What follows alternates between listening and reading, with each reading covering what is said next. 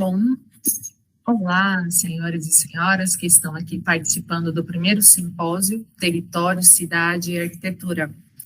Eu sou Gisele Gomes Alanora, sou professora do Departamento de Geografia na Universidade Federal de Mato Grosso, e eu quero conversar um pouquinho com vocês sobre a cidade e a crise ambiental, incêndios florestais e incêndios urbanos. Eu quero falar um pouquinho sobre o que a gente tem feito, né, que é um projeto chamado Crise Hídrica e Incêndios Florestais no Pantanal Brasileiro. O que significa um projeto? Esse projeto, ele quer entender um pouquinho mais sobre os grandes incêndios florestais e como que eles têm impactado a cidade de modo geral, né? Na verdade, a gente quer saber como é que ele tem impactado as comunidades e como é que ele tem impactado as pessoas, de modo geral.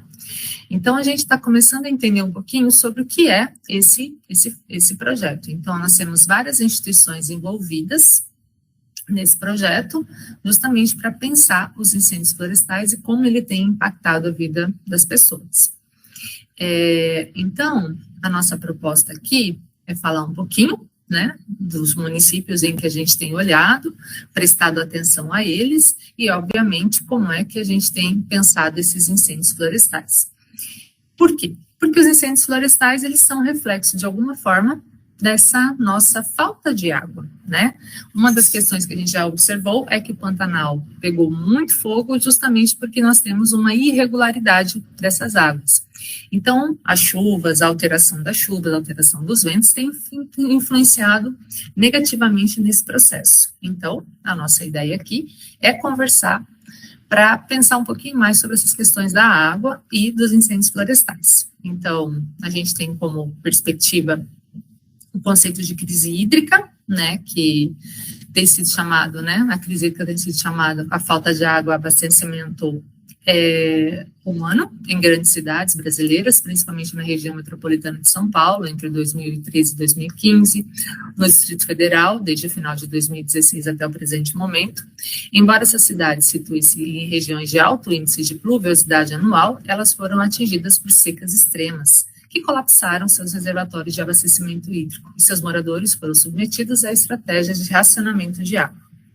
É muito importante pensar que a causa dessa crise ambiental, ela também está não se resumindo somente à crise e à falta de chuvas, mas esse é o resultado de um somatório de fatores que inclui anomalias meteorológicas, que mais envolvem também a má gestão dos recursos hídricos, falta de infraestrutura de abastecimento, capaz de acompanhar o aumento da demanda, educação para um consumo racional da água, redução de desperdícios, uso de fontes alternativas aos reservatórios e controle dos problemas ambientais, especialmente o desmatamento e a poluição. Então, quando a gente começa a falar de crise hídrica, a gente está falando de todos os problemas ambientais que chegam, né, e impactam, claro, o nosso ambiente rural, mas principalmente o nosso ambiente urbano.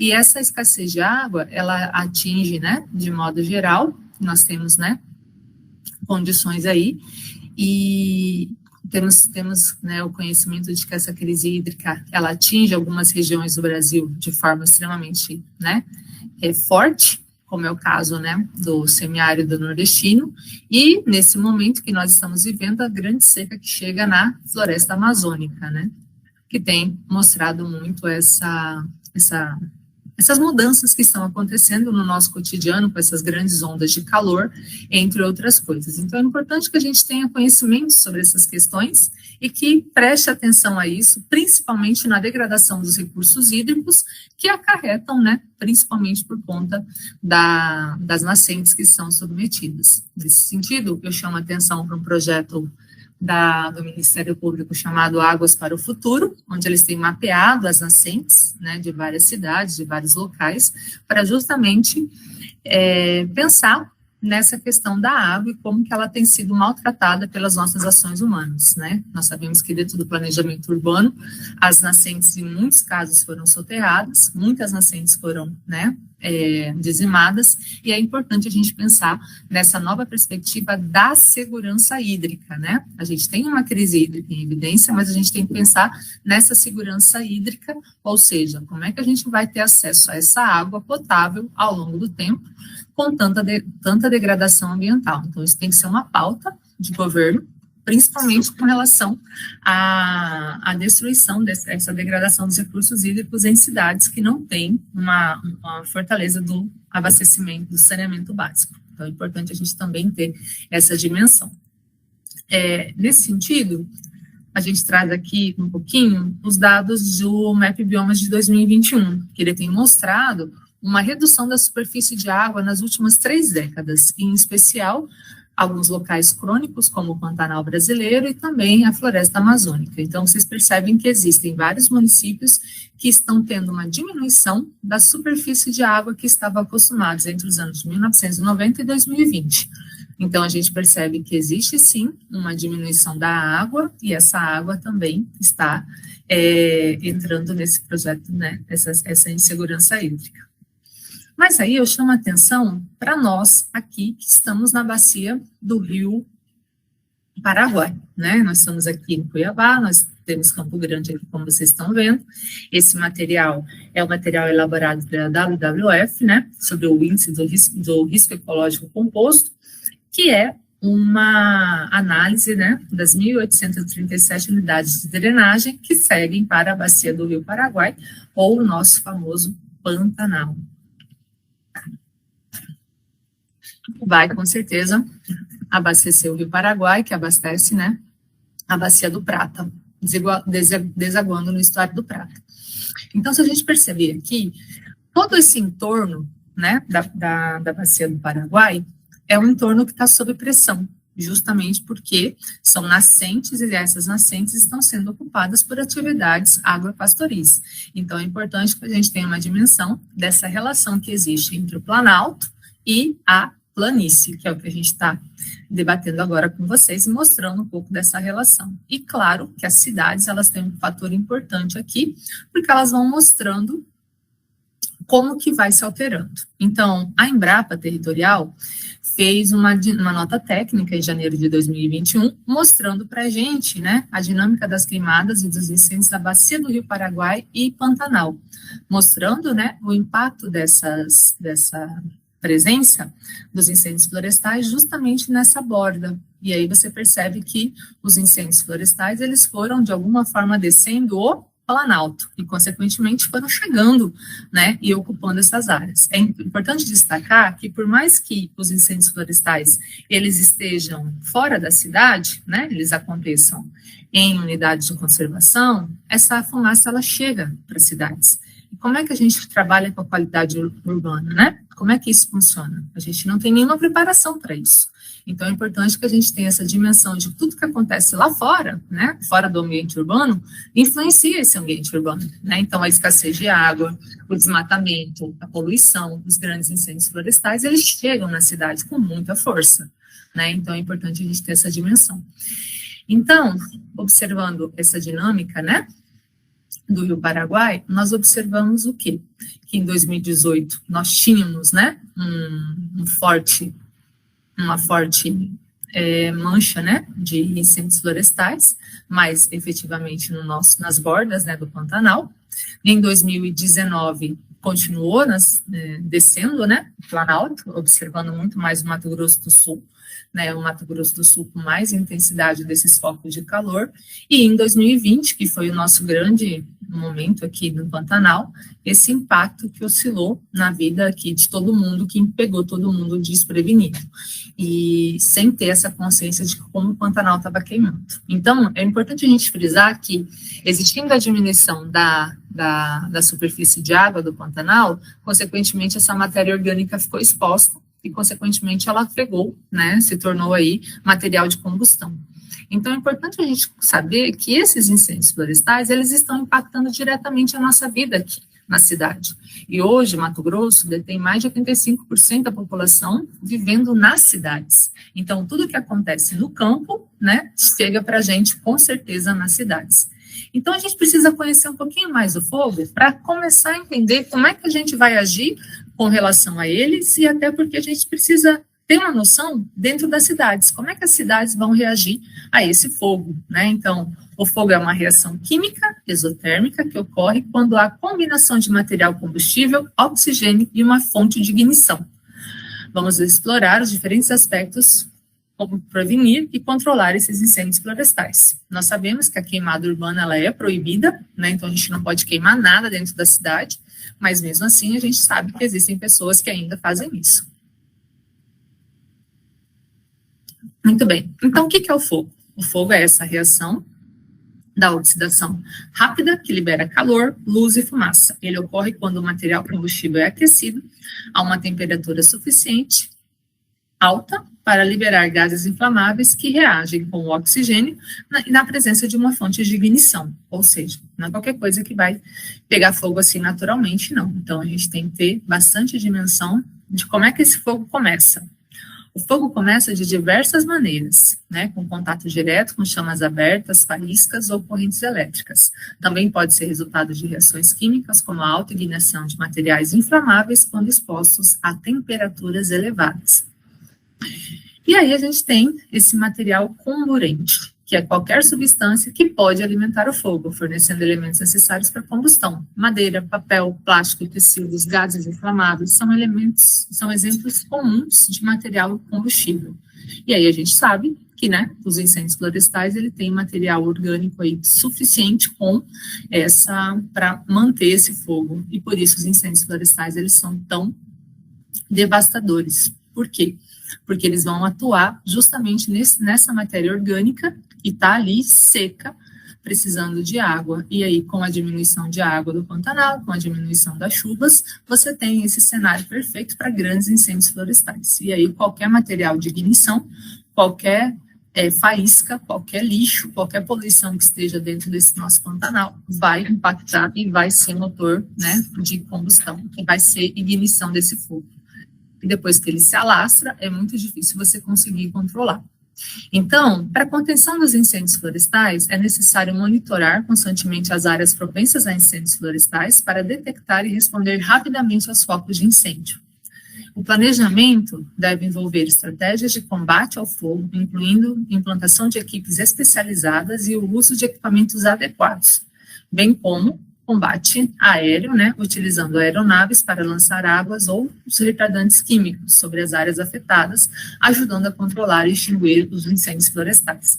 Cabe destacar que esses retardantes, eles são materiais químicos, que ainda não se sabe, né, o impacto disso com relação à poluição do solo. Então, toda vez que você tem um grande incêndio florestal e você precisa utilizar materiais retardantes, é importante a gente ter dimensão que se você está utilizando esse material, de alguma forma ele vai poluir o solo ainda, né? Então, o gel retardante, ele é uma substância viscosa que, quando pulverizada sobre a vegetação, ajuda a retardar a propagação do fogo, fornecendo uma barreira protetora.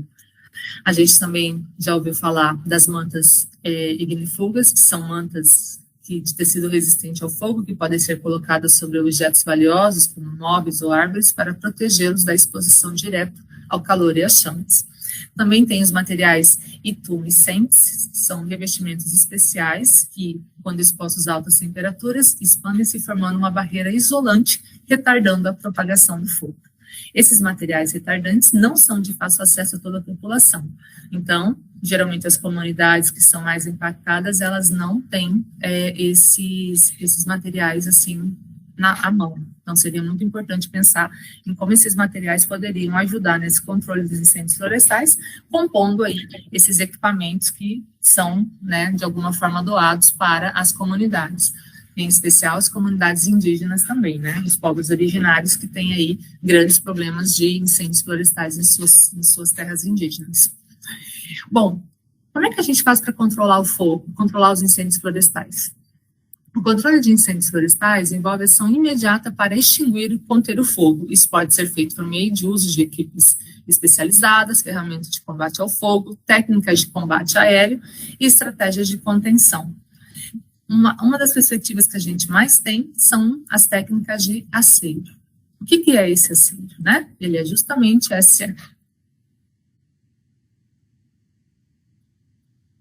Ele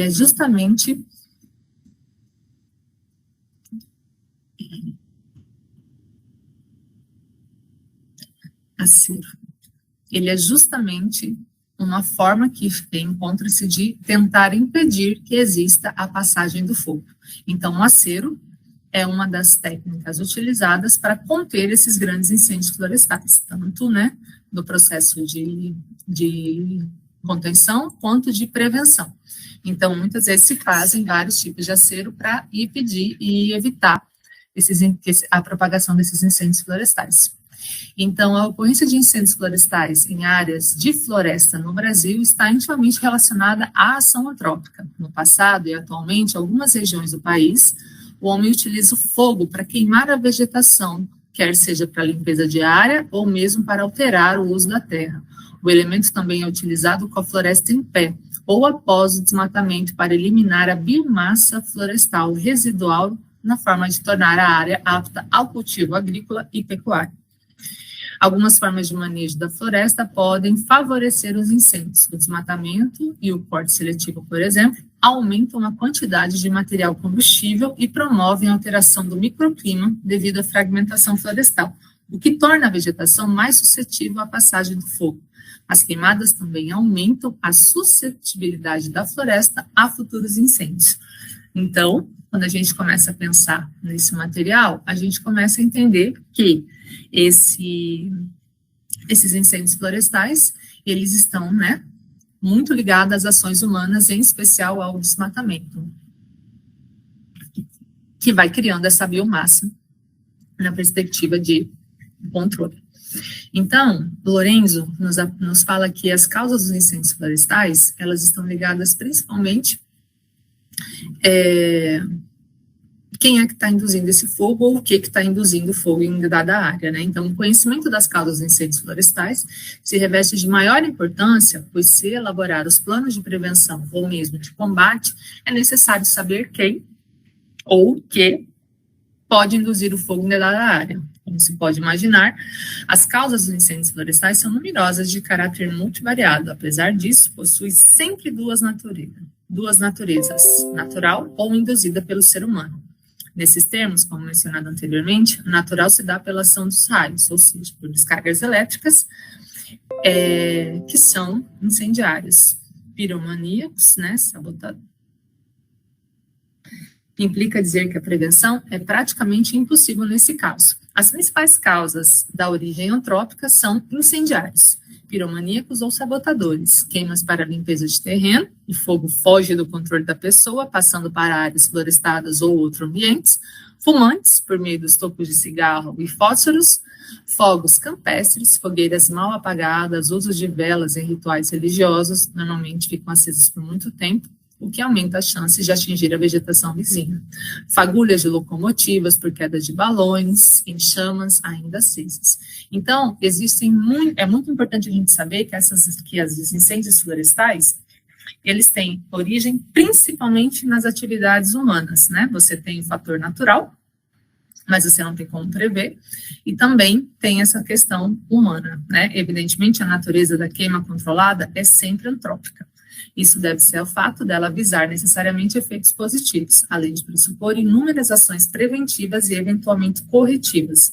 Então, sempre o controle humano. De todo modo, como outrora mencionado, se mal planejado e executado, pode levar a efeitos danosos, praticamente quando o fogo atinge centros urbanos e ambientes cultivados. Então, incêndios urbanos e a qualidade do ar. Então, a gente tem que pensar que esses incêndios florestais, esses impactos ambientais do uso do fogo, eles atingem todas as formas, né? E eles têm impactos ambientais negativos, né? Representando os malefícios ao ambiente, e os positivos, trazendo benefícios ao ambiente, bem como diretos, representando a relação de causa e efeito, ou indiretos, mostrando, né, essa reação originada dos impactos diretos.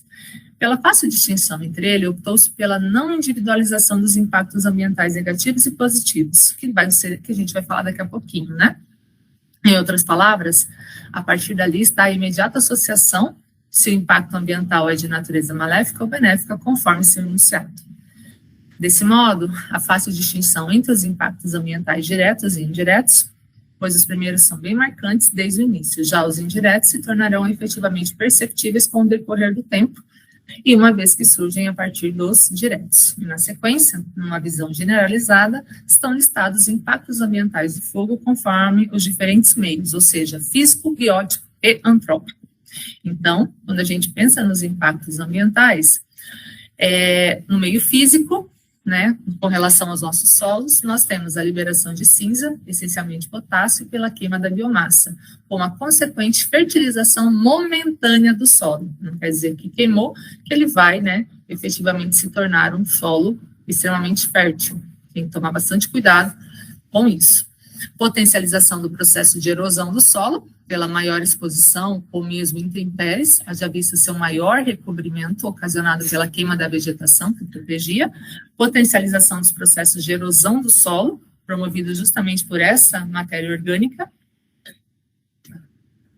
que o protegia, evolução brusca da temperatura do solo, com a consequentemente perda de micro-organismos importantes para a sua fertilidade, entre eles as bactérias, nutrientes, micorizas, elevação brusca da temperatura do solo e, consequentemente, perda de animais de pequeno porte, que são importantes aí para os sistemas, né, da fertilidade do solo. E aí, claro, a redução da fertilidade do solo também tendo em vista, né, a volatilização dos nutrientes pela queima dessa biomassa, a transformação desses nutrientes.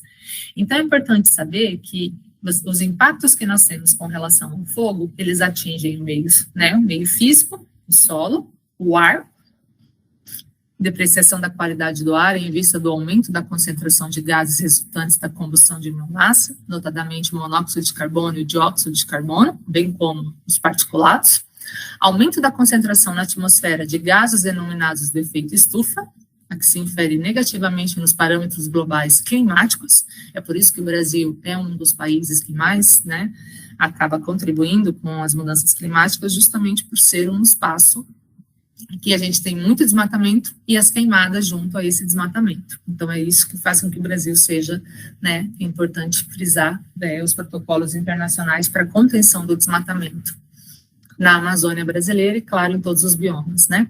Aumento da nebulosidade em face à geração de fumaça pela queima da biomassa, aumento brusco de temperatura do ar, liberação de calor advindo da queima e biomassa e interferência na umidade relativa do ar, pela não transpiração das plantas atingidas pelo fogo, bem como o aumento da evaporação do solo, haja visto o desnudamento do terreno em consequência da incidência direta dos raios solares.